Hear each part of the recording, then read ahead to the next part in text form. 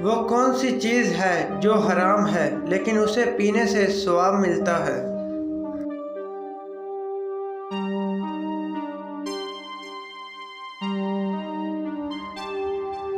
जवाब है गुस्सा।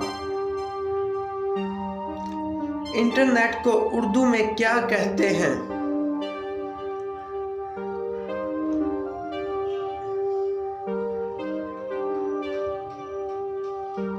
जवाब है तारों का जाल। दुनिया में एक ऐसे शहर का नाम बताएं जिसे उल्टा लिखने से एक परिंदे का नाम बन जाता है।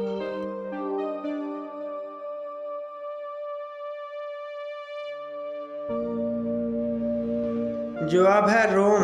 उल्टा लिखने से मोर बन जाता है। वो कौन सी चीज़ है जिसे हम इस्तेमाल से पहले तोड़ते हैं?